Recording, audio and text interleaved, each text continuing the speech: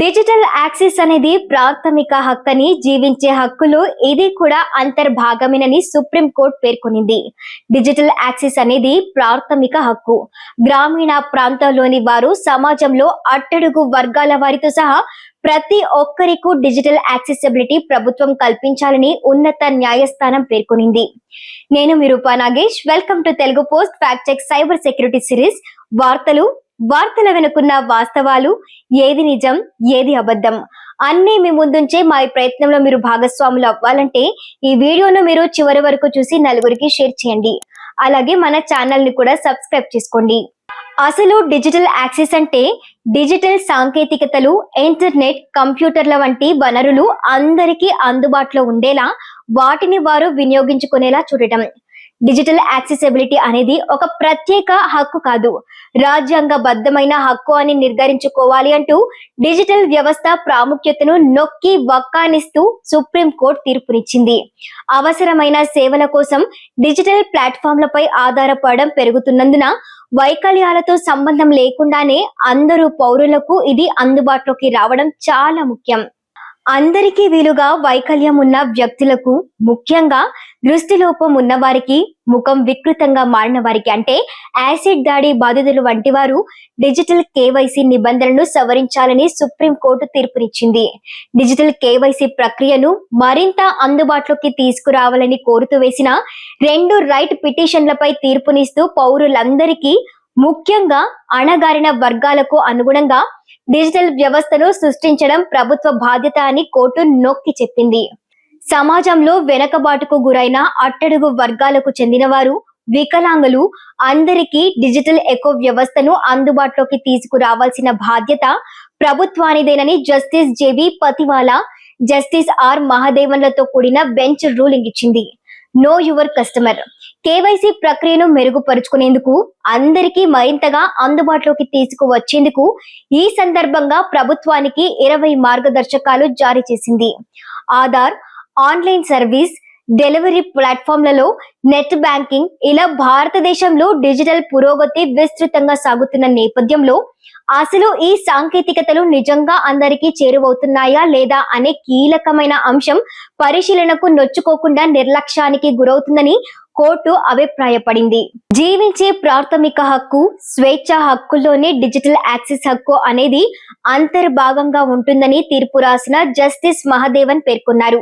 కేవలం సమాజంలోని కొన్ని వర్గాల వారికి మాత్రమే సేవలు అందించేలా కాకుండా సమాజంలోని ప్రతి ఒక్కరికూ అందుబాటులో ఉండేలా ఉపయోగించుకునే రీతిలో డిజిటల్ వ్యవస్థలను రూపొందించాల్సిన అవసరం చాలా ఉందని ఆయన అభిప్రాయపడ్డారు. వికలాంగులకు డిజిటల్ కేవైసీ, మీ కస్టమర్లను తెలుసుకోండి నిబంధనలను సవరించాలని భారత సుప్రీంకోర్టు కేంద్రాన్ని మరియు భుబీ వంటి ప్రభుత్వ సంస్థలను ఆదేశించింది. భారత రాజ్యాంగంలోని ఆర్టికల్ 21 ప్రకారం జీవించే హక్కు, స్వేచ్ఛలో డిజిటల్ యాక్సెస్ హక్కు అంతర్భాగం అని కోర్టు నొక్కి చెప్పింది. ప్రయోగ ప్రసూన మరికొందరి నేతృత్వంలోని యాసిడ్ దాడి బాధితుల బృందం బధిరుడైన అమీర్ జైన్ వేర్వేరుగా దాఖలు చేసిన పిటిషన్లపై విచారించిన కోర్టు తీర్పునిచ్చింది. ఆ సందర్భంగా కోర్టుపై వ్యాఖ్యలు కూడా చేసింది. యాసిడ్ దాడి బాధితులతో పాటు వికలాంగులు డిజిటల్ కేవైసీ ప్రక్రియలను విజయవంతంగా పూర్తి చేయడం అనేది దాదాపు అసాధ్యమని వారు తమ పిటిషన్లలో పేర్కొన్నారు. స్క్రీన్ పై ఇచ్చిన నిర్దిష్ట ఫ్రేమ్లలో తమ ముఖాలను పెట్టడం, అలాగే తలను అటు ఇటు కదల్చడం, కళ్ళు ఆర్పడం వంటి అంశాలు యాసిడ్ దాడికి గురైన వారికి లేదా ముఖంలో అంగవైకల్యంతో బాధపడే వారు అందరికీ సాధ్యం కాదని జస్టిస్ మహదేవన్ పేర్కొన్నారు. ఫలితంగా వారు తమ గుర్తింపును డిజిటల్ గా నిర్ధారించలేని పరిస్థితులు నెలకొంటున్నాయన్నారు. దీనివల్ల వారు బ్యాంక్ ఖాతాను తెరవడానికి కూడా చాలా జాప్యం జరుగుతుందంటున్నారు. అలాగే కీలకమైన సేవలు అందుకోవడంలో, ప్రభుత్వ సంక్షేమ పథకాలను అందుకోవడానికి కూడా వారు చాలా ఇబ్బందులు పడాల్సి వస్తుందని పేర్కొన్నారు. ఇలా వికలాంగులకు సహకరించని డిజిటల్ వాతావరణం ఉండటంతో ఈ వర్గాల వారు తీవ్ర ఇబ్బందులు పడుతున్నారని, వారిని సమాజంలోని ప్రధాన స్రవంతిలోకి కలుపుకోవడానికి బదులుగా వారి జీవనాన్ని మరింత సంక్లిష్టం చేస్తున్నారని న్యాయస్థానం పేర్కొనింది. ఈ సమకాలీన శంఖంలో ముఖ్యమైన సర్వీసులు, పాలన, విద్య, ఆరోగ్య, సంరక్షణ, ఆర్థిక అవకాశాలు ఇవన్నీ కూడా డిజిటల్ వేదికల ద్వారానే ప్రజలకు చేరువవుతున్నాయని జస్టిస్ మహదేవన్ పేర్కొన్నారు. ఈ సాంకేతిక వాస్తవికతల నేపథ్యంలో రాజ్యాంగంలోని 21వ అధికరణ కింద జీవించే హక్కుకు తిరిగి భాష్యం చెప్పాల్సి ఉందన్నారు. అలాగే గ్రామీణ భారతంలోని ప్రజలు కూడా ఇంటర్నెట్ సౌకర్యం సరిగ్గా పొందలేకపోతున్నారని, ప్రాంతీయ భాషల్లో అరాకొర సమాచారమే ఉంటుందని, దీనివల్ల ఈ గవర్నెన్స్ సంక్షేమ పథకాలు అటువంటి వారికి అర్థవంతమైన రీతిలో చేరువ కావడం లేదని కోర్టు పేర్కొనింది.